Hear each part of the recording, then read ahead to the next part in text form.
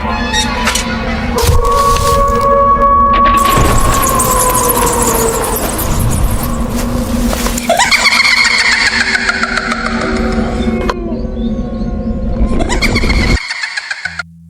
वालेकुम। नाना जी की खौफनाक कहानियों में मैं अपने सभी सुनने वालों को खुशामदीद कहती हूँ। आज आपके साथ नाना जी की बताई हुई एक और बहुत ही ज्यादा खौफनाक कहानी शेयर करना चाहती हूँ। नाना जी कहते हैं, एक दफा ऐसा हुआ कि शाह साहब के पास शहर से कुछ लोग आए। वो लोग सारे के सारे कसाब थे और जानवरों के गोश्त का कारोबार किया करते थे।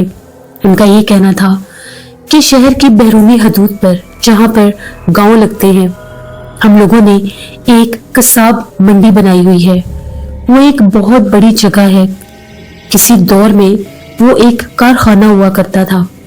वो कारखाना किसी वजह से बंद हो गया। उसके बाद हम लोगों ने वहां पर कसाब मंडी लगा ली। हम लोग गांव से अक्सर जानवर लेकर आते हैं, उनको वहां पर पालते हैं, फिर उनको ज़िबा करके तो उनको बेचा करते हैं। लेकिन कुछ अरसे से हमारे साथ अजीबोगरीब मामलात हो रहे हैं। हम लोग जितना भी ताज़ा गोश्त बनाकर रख के जाते हैं, सुबह आते हैं तो वो गायब होता है। गोश्त खासी भारी तादाद में होता है, ले जाने वाले का कोई सुराग नहीं मिलता। इसके अलावा बहुत से जानवर भी गायब होते हैं।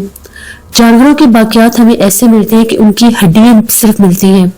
बाजुकात तो हड्डियां भी इक्का दुक्का ही मिलती हैं और वो हड्डियां इस तरह से टूटी हुई होती हैं कि उनको देखकर हम खौफ ज़दा हो जाते हैं। हम लोगों ने वहां पर हिफाजत के लिए कुछ चौकीदार भी रखे। हम सारे लोगों ने मिलकर हम लोगों ने 3 चौकीदार रखे जो उस पूरी कसाब मंडी की वहां पर हिफाजत किया करते थे। काफी बड़ी जगह थी, तो वो ये कहते हैं कि जैसे ही आधी रात का टाइम होता है, हमें जानवरों के रोने की आवाजें आने लगती हैं। ऐसा लगता है कि जानवर डर रहे हैं और किसी चीज को देखकर रो रहे हैं। हम लोग बहुत ज्यादा डर जाते हैं।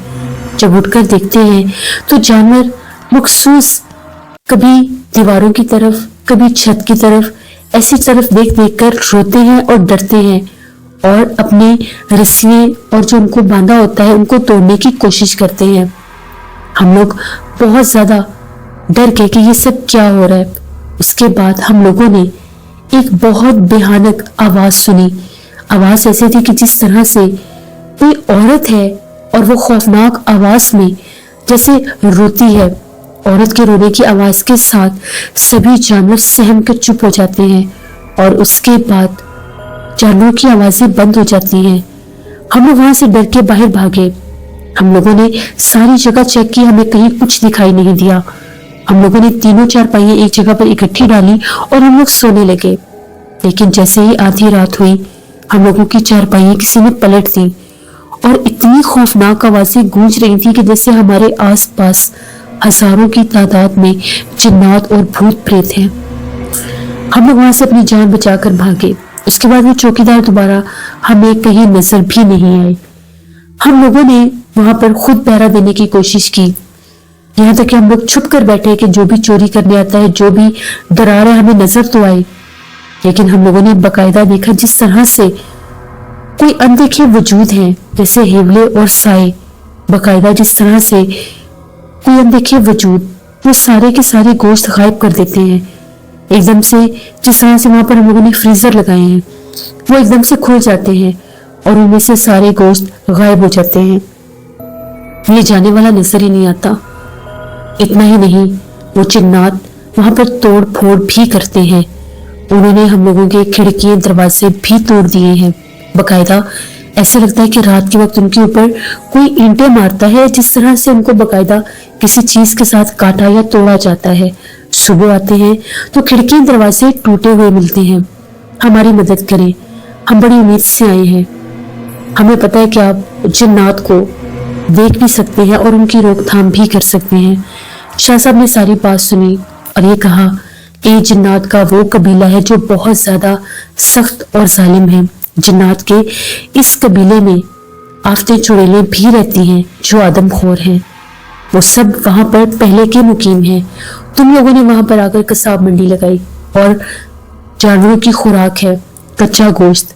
जो भी ऐसे जिन हैं, जो भी ऐसे जिन्नात हैं जो कच्चा गोश्त खाते हैं, जो हड्डियां खाते हैं, वो कभी भी उस चीज को नहीं छोड़ेंगे। और वहां पर जिस तरह से तुम लोग कारोबार भी बीफ का करते हो, गाय के गोश्त का करते हो, उस पर तो वो चीज बहुत ज्यादा हावी होती है। अगर तुम लोगों ने इस जगह को ना छोड़ा तो तुम लोगों को बहुत नुकसान होगा। पहले तो वो जानवरों को खत्म करेंगी और फिर तुम लोगों का भी वही हाल होगा। इसीलिए वो कारखाना भी बंद हो गया, क्योंकि वहां पर बहुत ज्यादा जो काम करने वाले लेबर थे उनके साथ ऐसे मामलात होते थे। आज से 10-15 साल पहले उस कारखाने का मालिक भी हमारे पास आया था और उसने भी यही कहा था कि वहां पर हम लोगों की मशीनें तोड़ दी जाती हैं, तोड़ने वाला दिखाई नहीं देता। वहां पर जो मजदूर लेबर काम करते हैं उनको गैर मरी मखलूकात धक्का दे देती हैं, उठा उठा कर फेंक देती हैं। हमारी मानो तो उनसे टक्कर लेने का कोई फायदा नहीं है, क्योंकि वो कोई एक नहीं है। निकाला, हटाया या समझाया एक मखलूक को जाता है। जहां पर पूरा पूरा कबीला, पूरा पूरा खानदान हो, उनसे टक्कर लेना इतना आसान नहीं होता। उसके बाद उन लोगों ने कहा कि ठीक है, हम लोग उस जगह को खाली कर देंगे, हम अपनी कसाब मंडी अपने शहर ही ले जाएंगे। उसके बाद उन लोगों ने वो जगह खाली कर दी। फिर उसके बाद वहां पर क्या मामलात हुए कोई नहीं जानता। उनके जाने के बाद शाह साहब ने बताया कि वहां पर जिन्नात का एक ऐसा काफिला और कबीला रहता है जो आदमखोर हैं और ये ज्यादातर हमला जानवरों पर ही करते हैं। अक्सर गांव के बहुत बड़े बड़े डेरे होते हैं, मवेशी मंडियां भी होती हैं। अक्सर लोग अपने फार्म्स बनाते हैं, तो वहां पर भी उनके साथ ऐसे मामलात हो जाते हैं। बहुत से लोग ये शिकायत करते हैं कि हमारे जानवरों को रात के वक्त कोई चीज आकर नुकसान पहुंचाती है और खा जाती है, गायब कर देती है, घसीट कर ले जाती है। उसका हुलिया इस तरह से होता है कि जिस तरह से एक छोटा सा बच्चा होता है लेकिन उसका कद लंबा होता है, और वो चलते इस स्टाइल में है जिस तरह से वो जमीन पर रेंग रहे होते हैं। उनके सर के ऊपर बेतहाशा लंबे बाल होते हैं। वो इतने बेहानक जिन्नात का कबीला है कि अगर वो इंसान के सामने आ जाए तो इंसान बर्दाश्त भी ना कर सके। और वो इतने फुर्तीले और इतने तेज होते हैं कि अगर वो सामने आ भी जाए तो पलक झपकने से पहले वो गायब हो जाते हैं। उनके जिस्म का कलर सुर्ख रंग का होता है, उनकी जुबान और आंखें भी सुर्ख होती हैं। शाह साहब ने ये सारी बातें मुझे बताई। मैं सुनकर बहुत ज्यादा हैरान भी हुआ। शाह साहब ने कहा कि ये जिन्नात की वो किस्म है जिसका चिला करना भी बहुत ज्यादा मुश्किल है। अगर कोई भी आमिल किसी बहुत बड़ी मुर्शिद के अलावा उसका चिला करने की कोशिश करे तो वो नुकसान भी पहुंचाते हैं, क्योंकि वो आदमखोर हैं। और जो भी आदमखोर जिन्नात होते हैं वो हमेशा से जानलेवा हमला ही करते हैं, और उनका हमला ऐसा होता है कि इंसान बच नहीं सकता। नानी जी कहते हैं कि एक दफा ऐसा हुआ कि मैंने भी एक ऐसी ही मखलूक को देखा था। एक दफा मैं शाह साहब के एक दोस्त थे, उनकी तरफ गया हुआ था किसी काम की गर्ज से। तो वहां पर वापसी पर मुझे कुछ रात हो गई, तो मैं वापस आ रहा था। हम लोगों के गांव से थोड़ी ही दूर वो जगह थी। वापसी पर जब मैं आ रहा था तो उस वक्त मैं पैदल ही गया था। तो मैं एक ऐसी जगह से गुजर रहा था जहां पर बिल्कुल वीरान से कुछ 2 मकान थे। वो मकान किसके थे पता नहीं, लेकिन मकान बिल्कुल वीरान और सुनसान थे। यहाँ तक कि आधी दीवारें भी टूटी हुई थी। वहां पर मैंने देखा कि दीवार के ऊपर एक अजीबोगरीब मखलूक बैठी है, और जिस तरह से वो दीवार के ऊपर जोर जोर से अपने हाथ भी मार रहा है। मुझे लगा दूर से शायद कोई बच्चा शरारत कर रहा है। जब मैं करीब गया तो उसकी जिस्म बिल्कुल ऐसा था जैसे ढांचा होता है, सुर्ख रंग का जिस्म, और उसके ऊपर जो उसकी स्किन थी वो भी बड़ी अजीब सी थी, बड़ी पतली सी, और वो इतना कमजोर था कि वो दीवार के ऊपर रेंगने लग गया जिस तरह से छिपकली चलती है। सर के ऊपर बहुत ज्यादा बाल थे। वो उसी दीवार पर गायब हो गया। नाना जी कहते उसको देखने के बाद मैं वहां से वापस आ गया और मेरी कुछ तबीयत भी खराब हुई। मेरा सर और आंखें बहुत भारी हो चुके थे, उनमें से पानी बह रहा था। शाह साहब ने कहा कि तुमने बहुत अच्छा किया जो उस वक्त वहां पर कोई हिसार नहीं बांधा। اگر حصار باندھتے تو وہ تمہارے پیچھے لگ جاتے، اور یہ ایک ایک جگہ پر ہزاروں کی تعداد میں مقیم ہوتے ہیں۔ پھر شاہ صاحب نے نانا جی کو دم وغیرہ کیا اور ایک اذن دے دیا کہ جب کبھی بھی آپ کے راستے میں کوئی ایسا جن، کوئی ایسے جنات کا خاندان یا ان کے بچے آئیں گے تو آپ نے صرف اور صرف قرآن پاک کی اس آیت کا ورد رکھنا ہے، تو انشاءاللہ وہ آپ کو نقصان نہیں دیں گے۔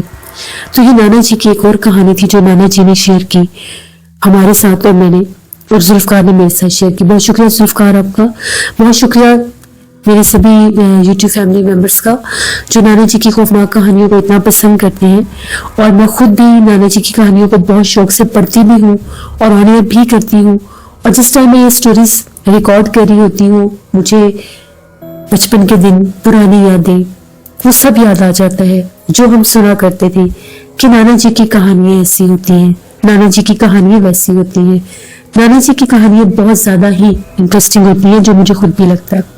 جو لوگ بھی میرے اس چینل کا حصہ بن رہے ہیں ان سب کا بہت بہت شکریہ، اور جو صرف ابھی آتے ہیں وزٹ کر کے چلے جاتے ہیں ان کا بھی بہت شکریہ۔ چینل کو سبسکرائب کریں اور مجھے سپورٹ کریں۔ انشاءاللہ کل آپ لوگوں کے ساتھ پھر ملاقات ہوگی نانا جی کی کسی اور نئی خوفناک کہانی میں۔ جہاں رہے خوش رہے۔ Thank you for listening my stories. Stay tune. اللہ حافظ۔